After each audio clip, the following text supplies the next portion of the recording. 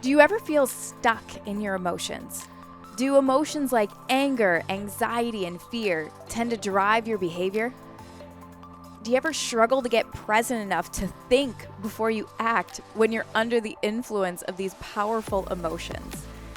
Today, we're going to teach you how to better handle those emotions, really get present, and ultimately start showing up as the person you want to be.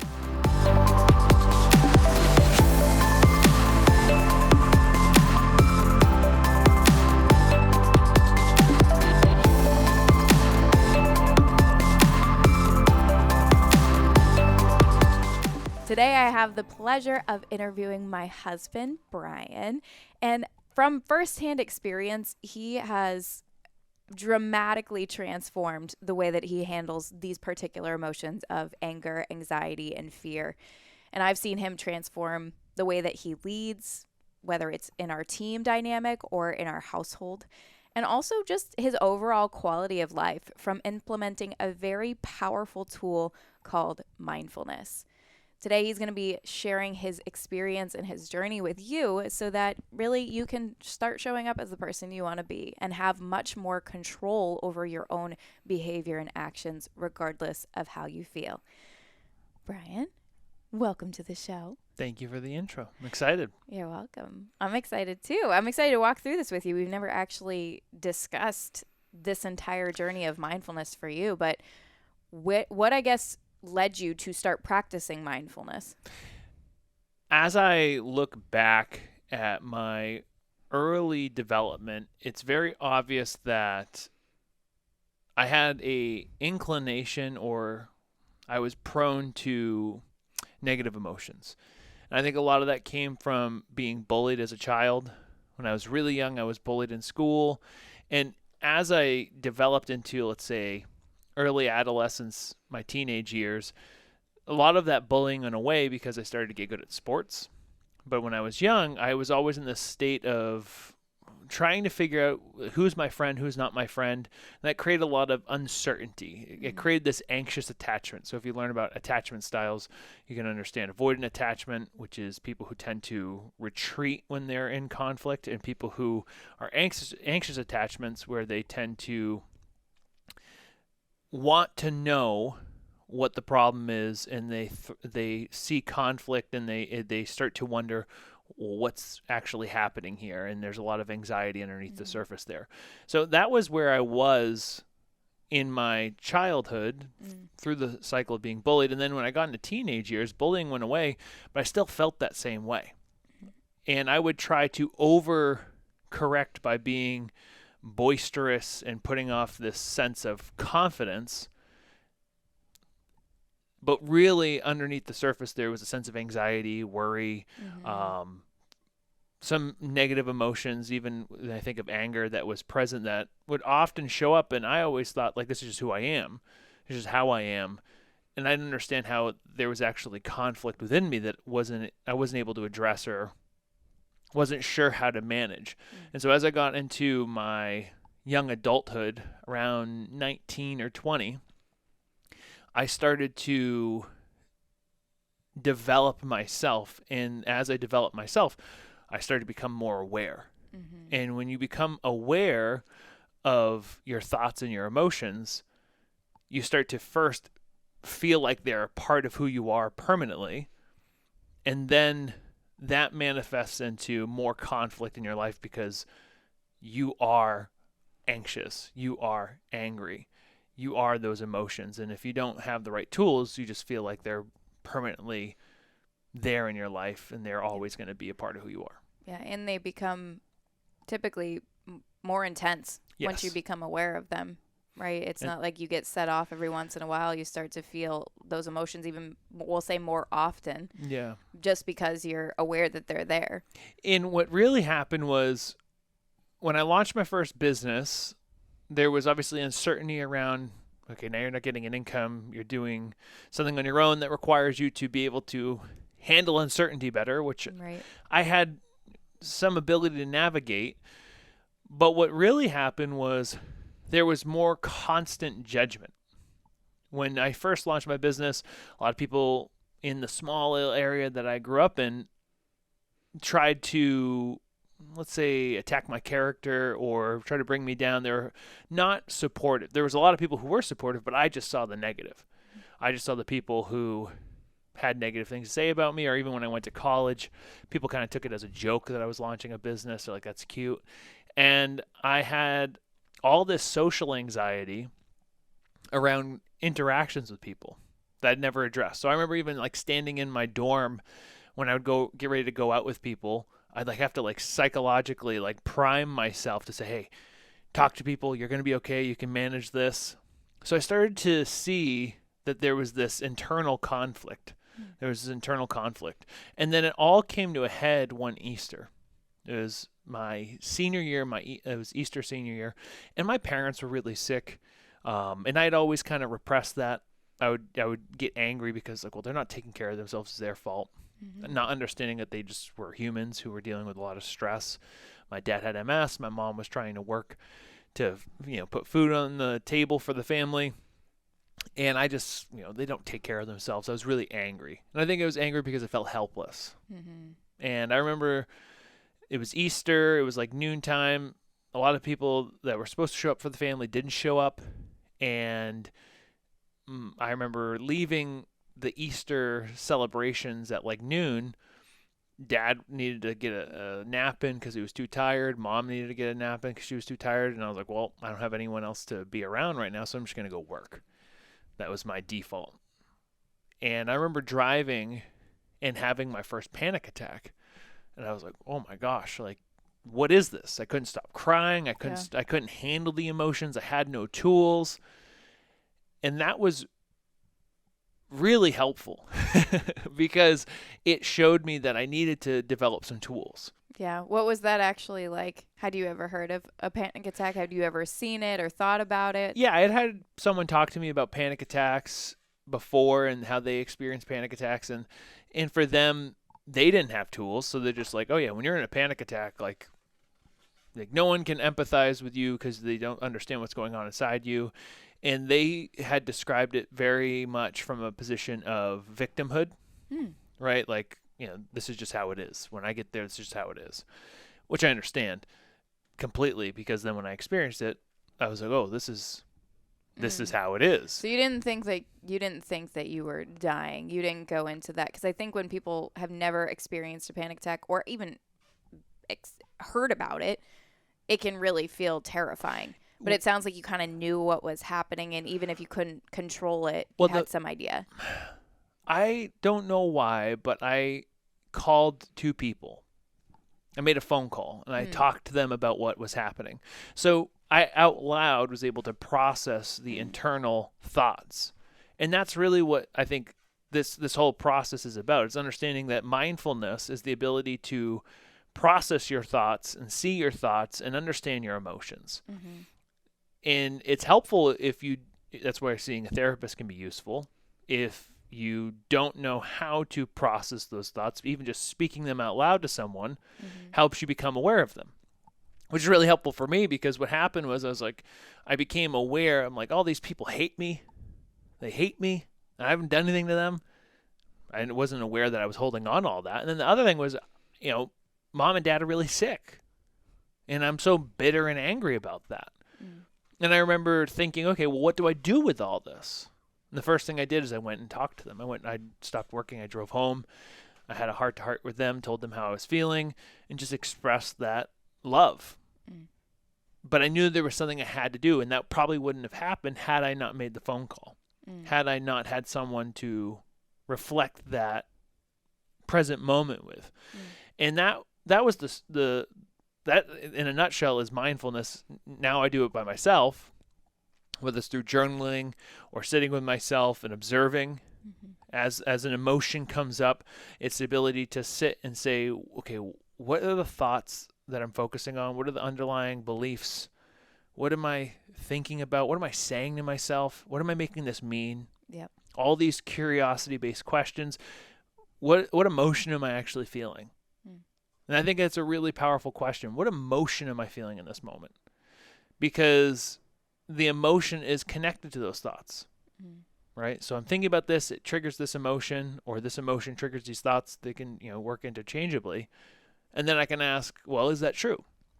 I can start to reframe it. So the point of me saying that is now I do that through writing.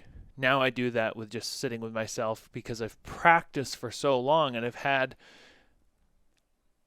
different mentors and different teachers and I've read so much and I've practiced so much that it's almost automatic. Yep. But I had to go through the different phases of development and awareness to get to that point. Right. So you said that was a good thing, right? Yes. That panic attack was a good thing. It started this whole awareness of, hey, I have some things I need to work on or things I need to change within myself. Where did you take all of that? Where did you take that experience? What did it trigger? What did it tell you needed to start doing to work on it? What did that even mean? Well, I had a friend who introduced me to meditation, and that was honestly, if I think of why the panic attack happened, it was probably because I had started meditating. Because when you start meditating, you start to become more aware. A lot of people struggle with meditation because they say, well, I sit with the meditation, I can't silence my thoughts, so I just stop. I was like, yeah, well, that's what's happening in your daily life. That's your default. But now you can't distract yourself with your phone. Now you can't distract yourself with food. Now you can't go and do something to take your focus off those thoughts. So all you can do is see them.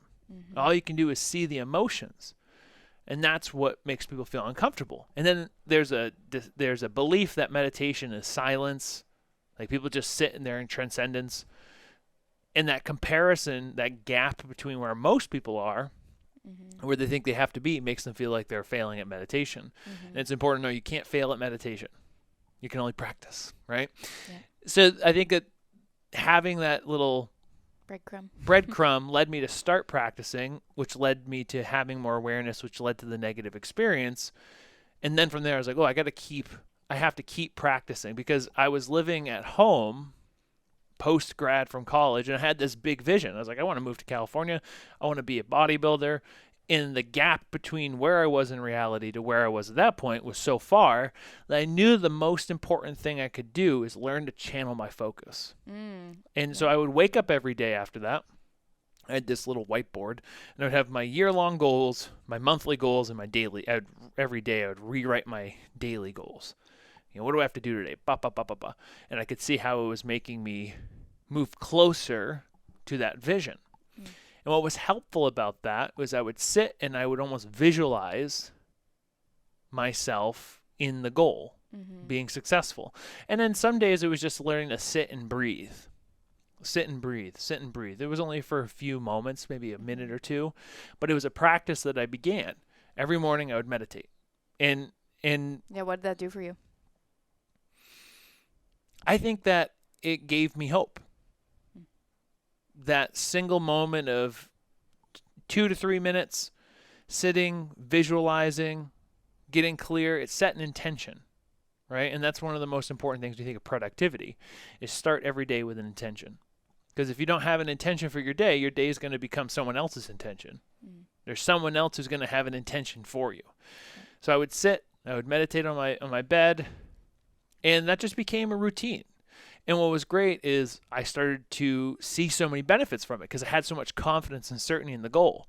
Every day I could see that the 3 or 4 things that I had written down, I was checking off. Okay, hey, train these 8 clients. Make them raving fans of your experience. Get a great workout in. Push your body.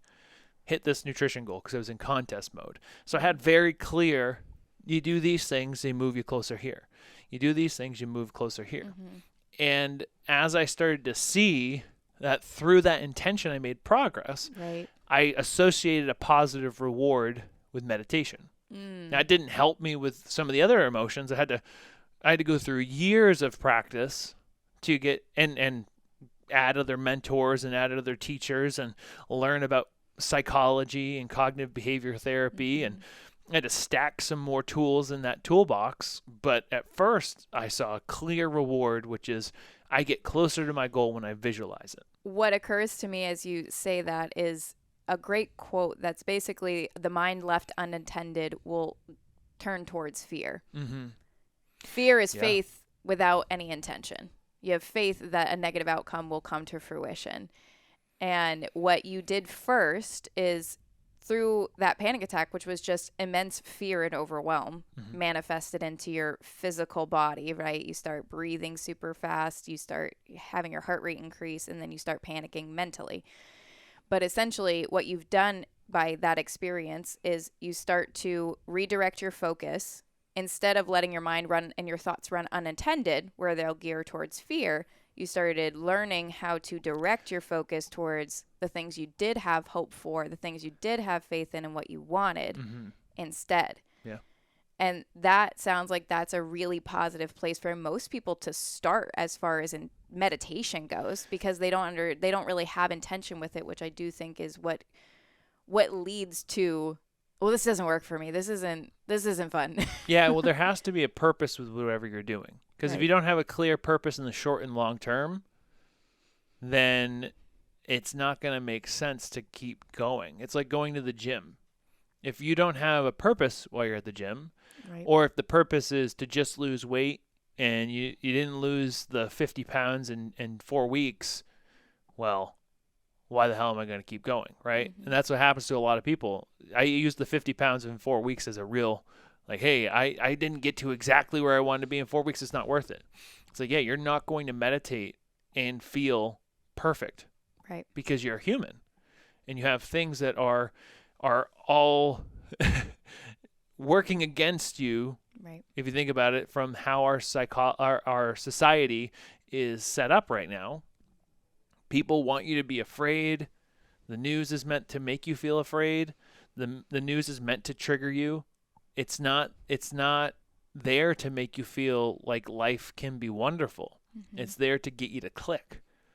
And the more you can become aware of how different things affect you, the first is you might start to separate yourself from those things, right? When I'm around this kind of person, it'll make me feel good. Yeah. Well, maybe I start distancing myself from that. And you probably do that unconsciously. Or you react in a certain way towards them so they stop behaving that way. That's another thing that is really interesting to understand. But once you start to observe that something is bothering you, the next question is, well, it's not the thing, it's me. So what about me do I have to continue to improve? Right? Because the news is a good example. It's like I can see something in my news feed, or I can see a post, and if it brings up something in negative for me, the post is just a mirror for what's already happening internally, which I might feel powerless. I might feel helpless. I might be worried, right? I might actually be afraid of the future. I might be afraid for my kids. I might be afraid for my husband, my wife, my country. Those are all legitimate, right? But I become someone who is, let's say, the victor versus the victim when I take control of my emotions. Yep. And it's not a, oh, well, just wave a magic wand and I'm in control. I have to start being aware. And that's what mindfulness will do. That's what mindfulness is. It's the ability to be present in this moment, observing your thoughts, your emotions, your actions, and then being in that curious state to understand it better. Yeah, well, one of our mentors, which I know we'll talk about, she describes mindfulness as the combination of intention and awareness. Awareness is just like you said, you're aware of your thoughts, your emotions, your behavior. Intention is knowing where you want to direct those things and being able to direct them there. Being able to direct your thoughts, your emotions, your actions. My question for you, going back to this story, is, like we said, you learned how to redirect your thoughts first, or intentionally direct your thoughts somewhere positive or intentional.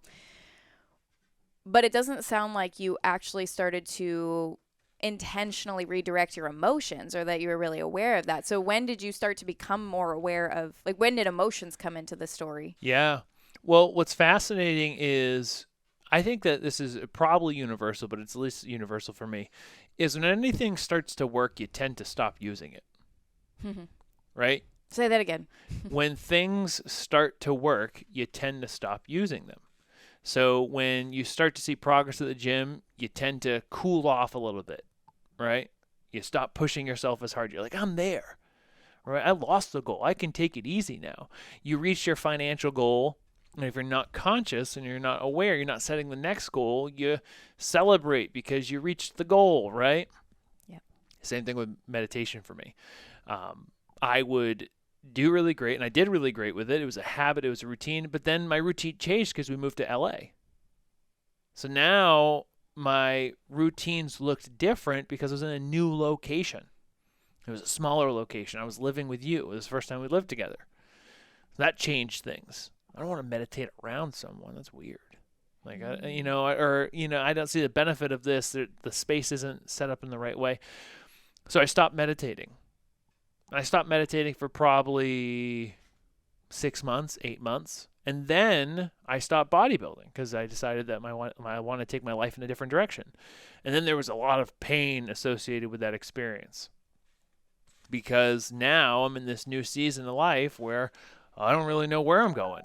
Mm-hmm. I don't really know. Am I going towards this goal? Am I going towards this goal? What comes next? And that's when I had a really awful experience. One day at the gym, someone made me feel this big, and there was a whole blow up that I had.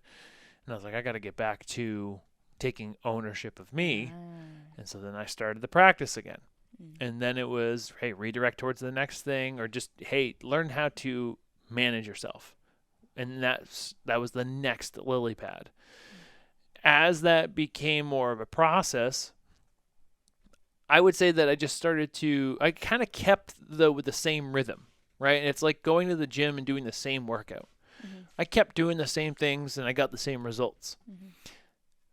And the great thing was that results came, right? I built my first 6-figure business and things started to take off and I was in control and I felt so powerful. And then we got the opportunity to live with one of our clients in Dallas, and there was momentum. Mm-hmm. And whenever there's momentum, I took my foot off the gas or eye off the ball. I stopped practicing. I didn't advance the practice.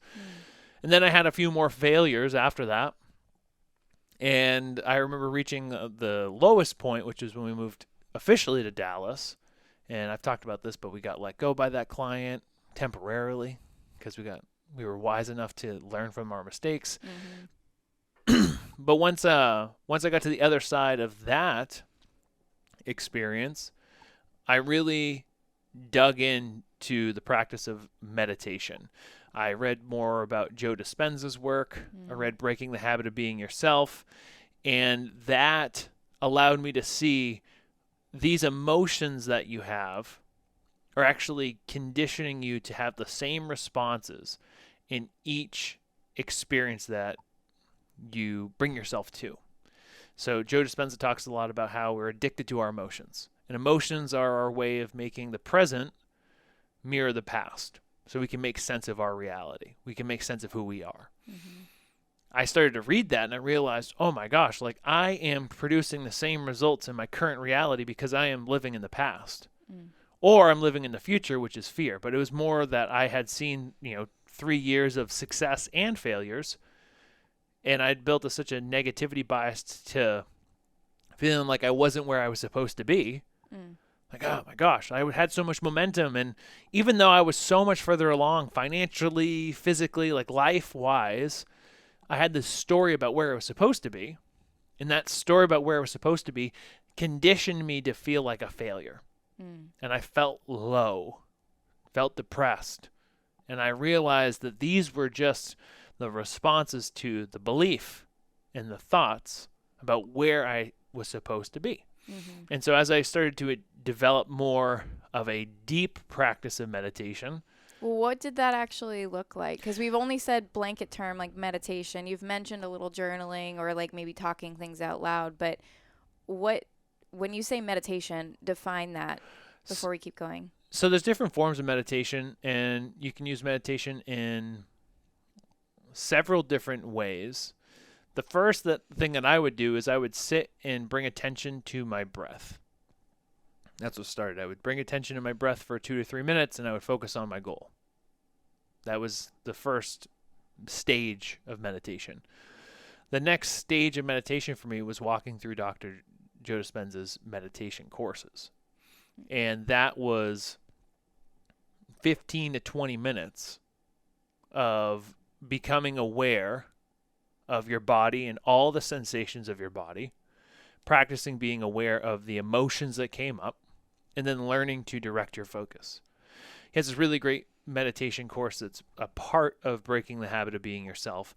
And as you get more aware, as you practice awareness, the last stage is learning how to change the emotions. So you essentially, it's a very similar practice to stress inoculation therapy. So stress inoculation therapy is when you bring up a negative emotion or you put yourself in a stressful state, and then you learn how to manage that state, breathe through it, change your focus, and then work to the other side. So that was similar to what he had you do. You bring up the negative emotion, you bring up the negative emotion, you feel it fully. And for me, the emotion was fear, but it was also anger. It was learning how to recondition my response to anger, because when I felt low, I felt defeated, I was like, I'm not going to tolerate this. I would blow up. And the only problem was the only person to blow up at was you. And that created a lot of conflict in our relationship. So I started to practice this and practice changing that. And through that practice, I got to the other side where I realized I could manage my emotions.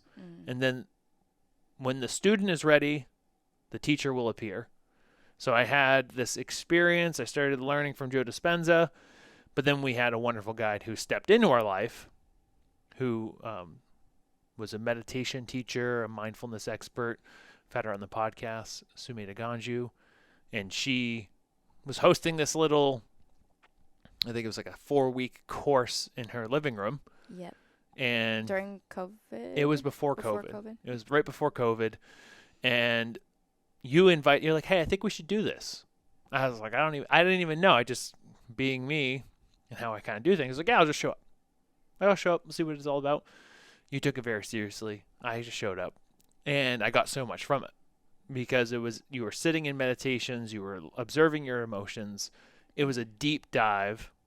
And that brought us to the next stage, which was taking a course with Sumeda about the power of emotion. So that's a good description. So we have some differentiation, because essentially the first thing you described, where you're just focusing on your breath, it's a directed focus meditation, I would call it, because there's mindfulness meditation, which is what you described after.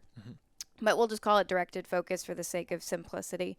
You direct your focus to a meditation object, which is your breath, and then you directed your focus to another object, which was visualizing your future, which was more of a visualization meditation. Yes. Right? And then so that's just first stage. You just start focusing on just your breath, and then direct your focus to visualize your future goals. Then you go into more of a mindfulness meditation, which is basically that process of becoming aware of how you feel, of your body sensations. It's more of a mindfulness meditation than a directed focus meditation, because you're just allowing your mind to drift to what is already there. You're not trying to change anything. You're just becoming aware. Then, as you said, stress inoculation therapy, or some people call it stress inoculation, just blanket. It might be a meditation, it might be therapy, it might be some other modality. That's where you intentionally stir up stress.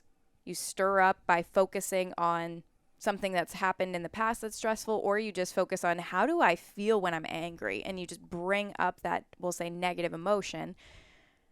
Feel it, understanding full well that nothing is happening around you to cause this other than your own thoughts, and you learn how to decompress it, if you will, or let it kind of fade away and disintegrate.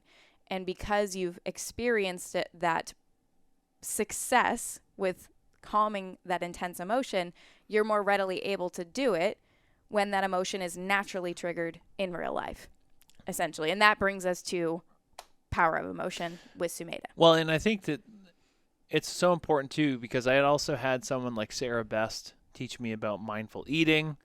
So I had been on this path of having different people just giving me tools for my tool belt. And the thing I wanted to add is, it is vital. I would encourage people to start journaling as well, because I'm doing this mind focused, this emotion focused practice, And I have boxes of journals. That might be writing what's the focus for today and journaling that, but also when I was stuck, Mm. practicing writing out my thoughts. Yeah. Because you can't change your thoughts if you don't know what they are. So if you're someone who is experiencing that stuckness, people be, oh my God, I'm stuck. I don't know what to do, or I don't feel like I can change. It's like, well, what are you trying to change? Do you know? And the easiest tool rather to get clear on that is to start writing. Because writing, people think, Jordan Peterson says this, people think that they're thinking when they're thinking in their head. You're not. You're allowing thoughts to bounce off of each other. And an effective thinking practice is you write your thoughts down and then you analyze them. And as you're writing, you'll start to see, wow, I can't believe I just said that to myself. And then you direct your focus, and then it changes the way you see your thoughts when you're sitting in rumination. So to build this out as a practice, it's like having something that you're doing physically, breathing, meditation, that's a physical action, and then having something you're doing, we'll say still physical, but more mentally, where you're observing your thoughts, you're starting to become aware. The more you can start to observe and practice these two tools in tandem, what's wonderful about this is it sounds like, oh, I'm spending a lot of time on my thoughts. You don't have to spend a whole lot of time doing this. It can be something like 10 to 15 minutes a day. Yeah. But what ultimately happens is you take that awareness and that presentness into your daily life. And then when I'm having a conversation with an employee and they bring up something that upsets me, or I get frustrated because the project didn't work out well, I'm able to understand, hey, you know what? I am starting to feel really irritated right now. I'm starting to feel really frustrated. And the reason why I am, so I can start to move myself into a position of verbalizing what's actually happening, and then I can redirect myself. So these practices were so connected because I wanted to grow. And I think that's the key, is you have to see that there's something better that you're moving towards. That might be you being the executive that you want to be. That might be you being the husband or wife you want to be. There has to be a purpose. And you have to have faith in the person you're becoming, because the outcome will come if you become the person. Being outcome driven is great, but we know that it's so present. The ultimate goal is who we become, because you have to become the kind of person who creates the result.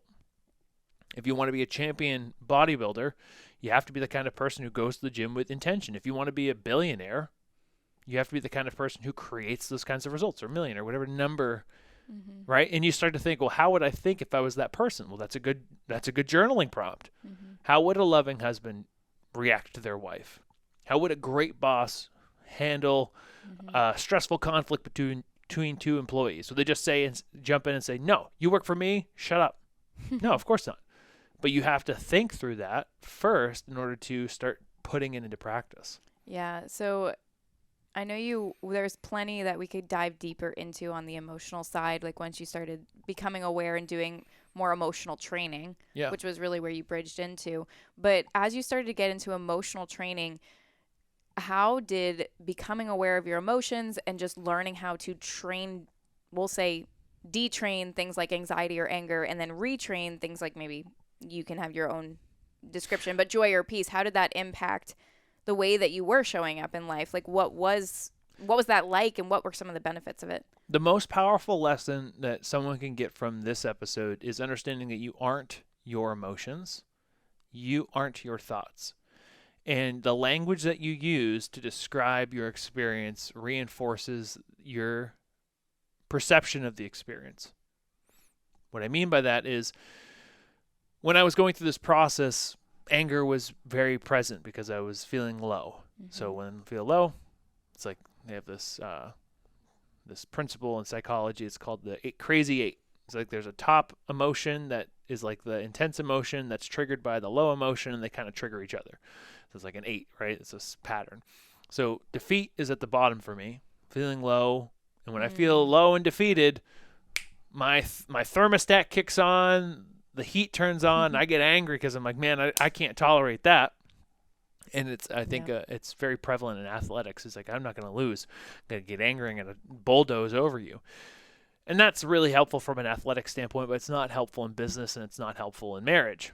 So I had to start to see that I had this experience of anger. I had this emotional experience. I was telling Sumeda once, it's like, I'm just an angry person. Like, I'm just an angry person. And I probably said it too. I'm just an anxious person. I was less separated from that experience, but the language I was using was, it's a part of me. It's core to my identity. And what we know is, from a psychological standpoint, the view you have of yourself is going to reinforce the behaviors you put in place. So your identity, right? James Clear teaches this in Atomic Habits. Your identity reinforces your habits. So if you believe... And your habits reinforce your identity. Yes. And so if you believe you are this kind of person, and that's what you speak over yourself, then that's what you're going to show up as. And you rationalize it. You're like, oh, well, I can't help the fact that I'm an angry person or I'm an anxious person. And so it's I am powerless to this emotion. I am powerless to this thought. It's just how it is. And you hear people say it. Like, I was walking around the store the other day, like someone was telling their husband, like, I have anxiety. And it's like, I understand what you're saying, and I'm not criticizing you for being that way. But what I would empower people with is saying, maybe, how can you reframe this so that maybe you feel more empowered to solve the problem? Yeah, even that simple reframe of, I am someone who today often feels anxious. Feel the emotion of anxiety. Well, and a faster route there is, I experience this emotion. I am experiencing this emotion. It's common for me to experience anger. Yep. Sumeda, her reframe for me was, I would challenge that. I don't know if you're an angry person, but maybe you're just a human who experiences anger. Like, it's just a part of being human. It's just natural that you would feel anger. You're just a human. But I don't know if you're an angry person. Maybe you're just a person who experiences anger. And how did that change you? Because I understood psychology, it allowed me to see that my language is reinforcing this as a part of my identity. And making it hard to change. Yeah, because every time that I blow up, it's like, this is who I am. This is what you should expect from me. Is what I expect from myself. And the thing is you got to decide, is this a pattern that's helpful or limiting? If it's limiting and you can't grow, well, then you got to change something. Yeah. And so as I started to understand that, I was able to refine the way that I experienced the emotion, right? So the emotion would come up, and instead of being like, oh, this is just how I am, this is how I'm going to be. Okay.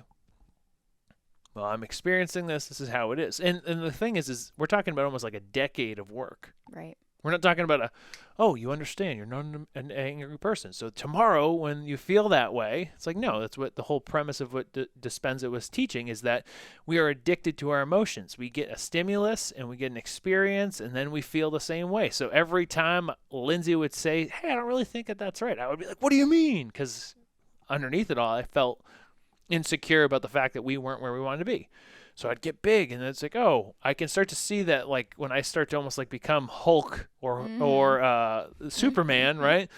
It's like I make this big move. It's like, I'm about to do something that's in alignment with that emotion. Yep. And it was a practice and a practice and a practice and a practice of seeing the emotion, seeing the thought, seeing the response, and then changing it. And I think that it's universal that this has to be a practice, but there's a great quote from Viktor Frankl that is, between stimulus and response, there is a space. And between that space lies our ability to choose. And there lies our freedom. So you can have the stimulus. You can see, I want to do this. But there's always a space in between them. And the problem is that for a lot of us, we've conditioned the space to be so small. All right, I get the stimulus, I respond. I get the stimulus, I respond. I feel bored at night, so I scroll or I eat. I have this, I miss the sale, so I feel low. It's like, hey, I'm going to start to see that pattern, and then what I like to call it is lengthening the fuse. You've become so impulsive, right? You've become so impulsive. The stimulus happens, and you go right to the response. You go right to the thought. You go right to the emotion. So instead of allowing my fuse to be so short, I need to lengthen it. And the way you lengthen that is through mindfulness. Lengthening the fuse is by breathing, by noticing your physiology first, So if you're starting to get stressed or fearful, recognize what's happening with your body. That's the clearest indication that you are in a state of fight or flight. Yep. So recognize your physiology. Even if you think of being sad, right? Recognize your physiology first. And then you can recognize what you're saying to yourself. How am I speaking this? What am I making this mean, right? Yeah, one thing that you're alluding to that I think is actually really practical is in order to start doing things like journaling, which there's a whole slew of people who will say, "Oh, I just don't journal. I don't like journaling. I just don't like it." Yeah. Really, journaling is just answering questions. Well, if it's done the right way. If not, it feels like you're Lewis and Clark. Right. And you're like, when I remember the first time I wrote in a journal, I was like, okay, well, do I write like my day? Like daily log 2024. So Right. it's a good journaling practice starts with a good question. Yes. And the difference is if you struggle with journaling, it's probably because your question is, what do I write about? That's a very open-ended, non-direct question. Or you start journaling with a command, which is basically that Lewis and Clark. The command is, think about Lewis and Clark. I must document what happened here. That is a command to write. And unless there's a strong and obvious purpose, you're not going to do that, especially those of us who tend to rebel against commands, right? Oh, I must write my day. It's like, well, screw that. I don't need to do that. But if we start with a really great question, like mine tends to start with, what do I want today? Or what's in my head today? Like sometimes I just start really simple, like what is going on in my head right now? Or how am I feeling right now? And then it kind of bridges off of that. And how would I like to feel? And you just start, to your point, getting curious. And that kind of directs and guides your journaling to get to the point where you can see everything that's in your head instead of feeling like you're doing a calculus equation or problem in your head where you really don't get anywhere. You just ruminate. Yeah. And that's what journaling oftentimes turns into, which is really great. Criticism I would have of people who have young kids, as someone who doesn't have any, what do I know? Is that they're like, oh, well, why are they doing calculus? Why are they doing? They should be learning about X, Y, Z instead of learning about math. Like it's like math is the ability to think through a complex problem. It's a skill. They don't need to know long divisions. Like, yes, they do. How many times have you had to solve a complex problem in your life? You don't solve it through an app. You don't solve it through a calculator. You sit down with a pen and paper and say, well, here are all the variables. This is what I don't know, and here's what I'm solving for. It makes me want to go back to calculus. I do it all the time. I tell people when they're starting a journaling practice, you have to see it as a math problem. This is the outcome I want. I want X. This is what I know I can do, but the problem is this. Okay, so if X is I want to work out 4 times a week. Or at the end of the equation, Z, right? I want to work out 4 times a week. And I currently have a workout plan. That's X. But I don't have the time. That's Y. Okay, so then you got to go solve for Y. You have to solve for Y. That is your ability to be a practical human. And you learn that when you go through a math class. Yeah. I wrote off math in like end of my senior year. And I was like, oh, I don't really need this tool anymore. And it was detrimental to me because I couldn't think. So it's the ability to solve complex problems is what you're learning in math. The greatest app in the world, by the way, is Elevate. If you want to learn math skills and brevity, change your life, download it. But it's a really important thing. It's really important to understand that when you're journaling, you're taking what's inside your head, you're putting it on paper, and you're asking, what's my result? Why am I getting there? And how do I get there? So as we're kind of starting to pull this down, a lot of our clients are high achievers. They're business owners, they're executives, they're people who are trying to do it all, essentially. They've done it all they've built a beautiful family, they have a great career or a thriving business. They like to challenge themselves, but they have put themselves on the back burner, which tends to produce immense, we'll say, fear, anxiety, overwhelm, maybe even lack of confidence, insecurity. You try to push down emotions related to how you feel about yourself and think, well, I just need that energy and that time to channel into these other things. But in reality, you've never built those tools that give you more resilience because you've put yourself, which really means your physical body, your mental health, your emotional well-being, over in a corner somewhere saying, I'll get to that when I have time. So to those people, these high achievers, whether clients or not, who this is kind of a newer concept. They've seen it on social media. They understand the general idea of like mindfulness is helpful. It can get you more present, but they're skeptical, or they just really struggle with anxiety and just those we'll say big emotions. What advice would you give them on where to start, or kind of how to approach this mentally, or even just habitually speaking? The key to building any habit is to make it smaller. So the first place that we started this podcast was sitting on my bed for 3 to 5 minutes, breathing, practicing breathing. Start somewhere where you feel like you can get a win. I would say there's 3 points that I would make. The first is start really small. Just start practicing breathing. Bring awareness to your breath. Start journaling your intentions. Do those 2 things, right? Boom. There you go. Mm-hmm. And the third thing I would say is self-awareness is the key to you unlocking your full potential. So if you recognize that you aren't everything you want to be, and there's conflict and you're the problem, which bingo, we all are. Mm-hmm. If you're the problem, if you're the reason why you're not getting what you want, meaning that your ego's in the way, or you don't know how to manage stress well, or you blow up at people and they want to distance themselves from you, then recognize that that's what you're solving for. That's what you got to go solve for. Yep. You have to have the self-awareness. Like even right now, like in this moment, like I have the self-awareness from last night. I couldn't sleep, so I woke up and I started writing. Okay, well, there's these thoughts that I'm having at 1:30 in the morning as I'm laying awake are keeping me awake. Well, I need to go write about this. I need to go write about this. And so the writing was, oh, hey, you need to go do this thing better because in order for you to get what you want, that's the thing that's going to get you there. Okay, helpful. Whereas if I just sit there late at night and I say, oh my gosh, I can't sleep. Oh, I got these thoughts. I'm just going to act like they're not there. I'm going to pacify my thoughts with my phone. I'm just going to scroll away. It's like, no, don't do that. Get up, write, and recognize that that's what you're solving for. Now you have a route forward, a road forward that can get you to where you want to be. So yeah, start small. Bring awareness to your breath. Sit and breathe. And when you recognize that your thoughts go this way, come back to your breath.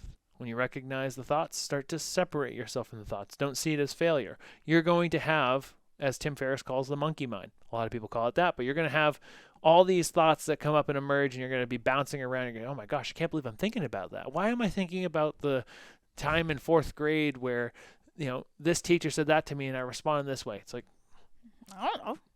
Is it really important you understand why? Yeah, you are not your thoughts. They tend to just bounce up. Come back to your breath. Breathe through it, and then for a couple moments, just write down what are the 3 to 5 things that if they happen today would make me feel really, really successful. And then that's your intention. Mm-hmm. You keep moving through that practice. In a year, you'll be in a really good spot. That's awesome. Is there anything else that you'd like people to take away, or any exclamation point you'd like to add about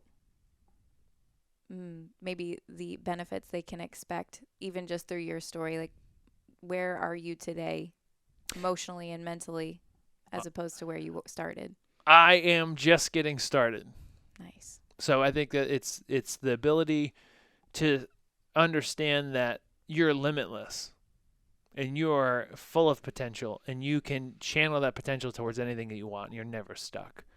And I think that the more that you can observe that you are the owner of your thoughts, you are the owner of your emotions, they belong to you, the more you can recognize that nothing is ever set in stone. I think, so Peter Thiel, all these name drops, I read a lot. Peter Thiel, founder of PayPal and initial investor in Facebook, has this question that he asks all new employees. What's the contrarian belief that you believe that other people don't believe? Mine is people can change anything in their life. Like I don't feel like anyone's ever stuck. Mm-hmm.